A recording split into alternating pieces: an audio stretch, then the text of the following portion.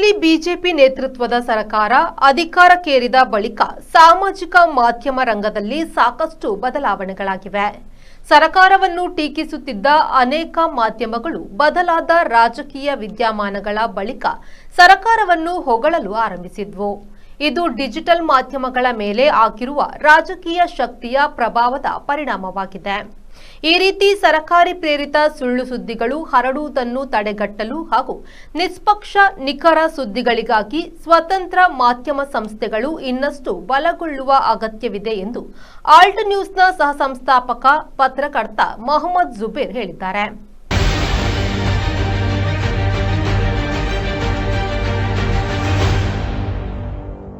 ಈದಿನ.com digital ಮಾಧ್ಯಮ ಸಂಸ್ಥೆ ಪ್ರಕಟಿಸಿರುವ ನಮ್ಮ ಕರ್ನಾಟಕ ನಡೆದ 50 ಹೆಜ್ಜೆ ಮುಂದಿನ ದಿಕ್ಕು ವಿಶೇಷ ಸಂಚಿಕೆಯನ್ನು ನಗರದ ಬಲ್ಮಠದ ಕರ್ನಾಟಕ ಥಿಯೋಲಾಜಿಕಲ್ ಕಾಲೇಜು ಆವರಣದಲ್ಲಿರುವ ಬಿಷಪ್ ಜತ್ತನ್ನ ಸಭಾಂಗಣದಲ್ಲಿ ನಡೆದ ಕಾರ್ಯಕ್ರಮದಲ್ಲಿ ಬಿಡುಗಡೆಗೊಳಿಸಿ ಅವರು ಮಾತನಾಡಿದರು.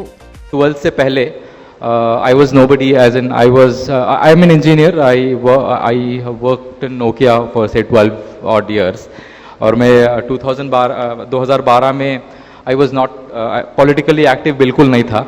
तो क्योंकि जब उस 2012 में निर्भया इंसिडेंट हुआ, अनफॉर्चुनेट इंसिडेंट हुआ, और उसके बाद अर्ना मूवमेंट भी हुआ, और बहुत सारे मेरे जैसे लोग थोड़ा इंस्पायर होने लगे. We wanted to be politically active. Social media पे बहुत कमेंट कर रहे थे. थोड़ा फ्रस्ट्रेशन था सेंट्रल गवर्नमेंट के अगेंस्ट. तो जो भी फ्रस्ट्रेशन था बिकॉज ऑफ करप्शन और ऐसे बहुत सारे चीज़ें थे, तो we were very active on social media. तो 2012 में मैं बहुत एक्टिव था. And I also use to follow lot of Facebook pages जहाँ पे मैं कमेंट कर रहा था. एंड जो पेज ओनर थे they would like my views, क्योंकि मतलब दे वुड ऑब्वियसली बाद में पता चला कि क्यों they like my views, but उस टाइम पे I was appreciated for my stand. बाद में जैसे ही 2014 आया and soon after the government was change, मैं बहुत सारे जो फेसबुक पेजेस मैं खुद फॉलो कर रहा था. I saw the change. जो फेसबुक पेजेस क्रिटिसाइज कर रहे थे या करंट गवर्नमेंट पे, उस टाइम पे current government that is the common government पे, तो वही pages they would appreciate the current government that is the BJP government, and they would justify things which were done by the current government. जो पहले criticise कर रहे थे वही काम के लिए अप्रिशिएट कर रहे थे और किसी तरह से जस्टिफाई भी कर रहे थे. ಈ ದಿನ ನ್ಯೂಸ್ ಆಪ್ ಅನ್ನು ಕರ್ನಾಟಕ ಥಿಯೋಲಾಜಿಕಲ್ ಕಾಲೇಜಿನ ಪ್ರಾಂಶುಪಾಲ ರೆವರೆಂಡ್ ಡಾಕ್ಟರ್ ಎಚ್.ಎಂ. ವಾಟ್ಸನ್ ಬಿಡುಗಡೆಗೊಳಿಸಿ ಮಾತನಾಡಿದರು. ಕರ್ನಾಟಕದಲ್ಲಿ ಜನರೇ ಸ್ಥಾಪಿಸಿದ ಸತ್ಯ, ನ್ಯಾಯ, ಪ್ರೀತಿ ಮೌಲ್ಯಗಳನ್ನ ಎತ್ತಿ ಹಿಡಿಯುವ ಜನರ ಮಾಧ್ಯಮ ಈದಿನ.comನ ಸುದ್ದಿಗಳು, ವಿಶ್ಲೇಷಣೆಗಳು, ವಿಡಿಯೋಗಳನ್ನ ನಿರಂತರವಾಗಿ ನೋಡಿರಿ. ಈಗ ನೀವು ಕೂಡ ಈ ದಿನ ಸಮುದಾಯದ ಭಾಗ. ಈ ಕಾರ್ಯಕ್ರಮ ಇದೇ ಜಾಗದಲ್ಲಿ ನಡೆಯುತ್ತಿರುವುದು ನನಗೆ ತುಂಬ ಸಂತೋಷ ಆಗಿದೆ.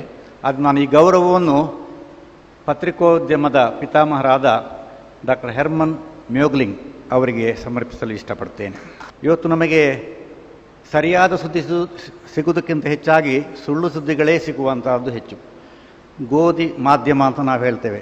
ಇವತ್ತು ನಮ್ಮ ಇಡೀ ದೇಶದಲ್ಲಿ ಅವರದೇ ಪ್ರಾಲಭ್ಯ. ಸರಕಾರಕ್ಕೆ ಬೇಕಾದ ಸುದ್ದಿಯನ್ನು ಕೊಡದಿದ್ದರೆ ಪತ್ರಿಕೋದ್ಯಮದ ಮೇಲೆ ಸರಕಾರ ಗದಾಪ್ರವಾಹ ಮಾಡ್ತದೆ. ಆದ್ದರಿಂದ ಹೆಚ್ಚಿನವರು ಪ್ರವಾಹದ ಒಟ್ಟಿಗೆ ಹೋಗ್ತಾರೆ. ಕೆಲವೇ ಪತ್ರಿಕರ್ತರು ಮತ್ತು ಪತ್ರಿಕೆಗಳು ವಸ್ತುನಿಷ್ಠ ಸಮಾಚಾರವನ್ನು ನಮ್ಮ ಮುಂದೆ ಇಡ್ತದೆ. ಆದ್ದರಿಂದ ನಮ್ಮ ದೇಶದಲ್ಲಿ ಇನ್ನೂ ಪ್ರಜಾಪ್ರಭುತ್ವ ಇರಲಿಕ್ಕೆ ಸಾಧ್ಯ ಆಗ್ತದೆ. ಪ್ರಜಾಪ್ರಭುತ್ವದ ಬೆನ್ನೆಲುಬು ನಮ್ಮ ಸಂವಿಧಾನ. ಈ ದಿನ ಸಮುದಾಯ ವಿಭಾಗದ ಮುಖ್ಯಸ್ಥ ಡಾಕ್ಟರ್ ವಾಸು ಎಚ್.ವಿ. ಅಧ್ಯಕ್ಷತೆ ವಹಿಸಿದ್ರು. ನಾವು ಯಾರದ್ದಾದರೂ ಒಬ್ಬರ ತುತ್ತೂರಿ ಆಗೋದಕ್ಕೋಸ್ಕರ ಒಂದು ಪಕ್ಷದ, ಒಂದು ಸಿದ್ಧಾಂತದ ಅಥವಾ ಯಾವುದಾದ್ರೂ ಒಂದು ಸಣ್ಣ ಸೀಮಿತ ಸಮುದಾಯದ ತುತ್ತೂರಿ ಆಗೋದಕ್ಕೋಸ್ಕರ ಈ ನಿಲುವನ್ನು ತೆಗೆದುಕೊಂಡಿದ್ದಲ್ಲ. ನಾವು ಈದಿನ.comನ ಶುರು ಮಾಡಬೇಕಾದ್ರೆ ಬಹಳ ಪ್ರಜ್ಞಾಪೂರ್ವಕವಾಗಿ ನಾವು ಈ ತೀರ್ಮಾನವನ್ನು ತೆಗೆದುಕೊಂಡ್ವಿ. ಯಾಕೆ ಅಂತಂದರೆ ಇದನ್ನು ಬೆಂಗಳೂರಿನ ನಮ್ಮ ಕಾರ್ಯಕ್ರಮದಲ್ಲಿ ಮುಖ್ಯಮಂತ್ರಿಗಳು ಕೂಡ ಇದನ್ನು ಹೇಳಲಿಕ್ಕೆ ಪ್ರಯತ್ನ ಪಟ್ಟರು. ಆದರೆ ಸಮುದಾಯಗಳ ನಡುವೆ ದ್ವೇಷವನ್ನು ಬಿತ್ತತಕ್ಕಂಥ, ಯಾವುದಾದರೂ ಸಮುದಾಯವನ್ನು ಖಳರನ್ನಾಗಿ ಸೃಷ್ಟಿಸ್ತಾ ಇದ್ದಾರೆ ಮತ್ತು ಒಂದು ಸಮುದಾಯವನ್ನು ಅವರು ಈ ದೇಶಕ್ಕೆ ಸೇರಿದವರಲ್ಲ ಅನ್ನುವ ರೀತಿಯಲ್ಲಿ ನಿರಂತರವಾಗಿ ದುರುದ್ದೇಶಪೂರ್ವಕವಾಗಿ ಸುಳ್ಳುಗಳನ್ನು ಹರಡ್ತಾ ಇದ್ದರೆ ಆಗ ಮಾಧ್ಯಮ ಅನ್ನೋದು ಏನು ಮಾಡಬೇಕು ಅಂತ ನನ್ನ ಪ್ರಶ್ನೆ. ಆಗ ಮಾಧ್ಯಮ ಅನ್ನೋದು ಏನು ಮಾಡಬೇಕು? ಅದು ಅವರು ಈ ರೀತಿಯಲ್ಲಿ ಹೇಳಿದ್ರು, ಇವರು ಈ ರೀತಿಯಲ್ಲಿ ಹೇಳಿದ್ರು ಅಂತ ಹೇಳಿದ್ರೆ ಅದರಿಂದ ನಾವು ನಮ್ಮ ಕರ್ತವ್ಯವನ್ನು ನಿಭಾಯಿಸಿದ ಹಾಗೆ ಆಗೋದಿಲ್ಲ. ನಾವು ಭಾಳ ಸ್ಪಷ್ಟವಾಗಿ ಅದರ ಹಿಂದೆ ಇರತಕ್ಕಂಥ ಹುನ್ನಾರ ಏನು ಅಂತ ನಾವು ನೋಡಬೇಕು ಮತ್ತು ಆ ಹುನ್ನಾರವನ್ನು ಬಯಲುಗೊಳಿಸಬೇಕು. ಬಯಲುಗೊಳಿಸದೇ ಇದ್ದಲ್ಲಿ ಸಮಾಜದ ಆರೋಗ್ಯ ಕೆಡುತ್ತೆ. ವೇದಿಕೆಯಲ್ಲಿ ಕರ್ನಾಟಕ ದಲಿತ ಸಂಘರ್ಷ ಸಮಿತಿಯ ರಾಜ್ಯ ಸಂಘಟನಾ ಸಂಚಾಲಕ ಎಂ ದೇವದಾಸ್, ಸಾಮಾಜಿಕ ಕಾರ್ಯಕರ್ತೆ ವಿದ್ಯಾ ದಿನಕರ್, ಅನುಪಮ ಮಹಿಳಾ ಮಾಸಿಕದ ಸಂಪಾದಕಿ ಶಹನಾಸ್ ಎಂ, ಡೀಡ್ಸ್ ಸಂಸ್ಥೆಯ ಸಮಾಜ ಸೇವಕಿ ಜೆಸಿಂತಾ ಪಿರೇರಾ ಉಪಸ್ಥಿತರಿದ್ದರು. ಈ ದಿನ .comನ ಗವರ್ನಿಂಗ್ ಕೌನ್ಸಿಲ್ ಸದಸ್ಯ ಡೆನಿಸ್ ಡಿ ಸಿಲ್ವಾ ಸ್ವಾಗತಿಸಿದರು.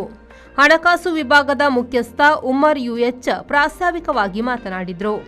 ಒಂದು ಹಂತದಲ್ಲಿ ಇಷ್ಟು ದೊಡ್ಡ ಯೋಜನೆಯನ್ನು ನಾವು ಕೈಗೆತ್ತಿಕೊಂಡು ಇದನ್ನು ಶುರು ಮಾಡಲಿಕ್ಕೆ ಸಾಧ್ಯವೇ ಇಲ್ಲ ಎಂಬ ತೀರ್ಮಾನಕ್ಕೆ ಬಂದಿದ್ವಿ.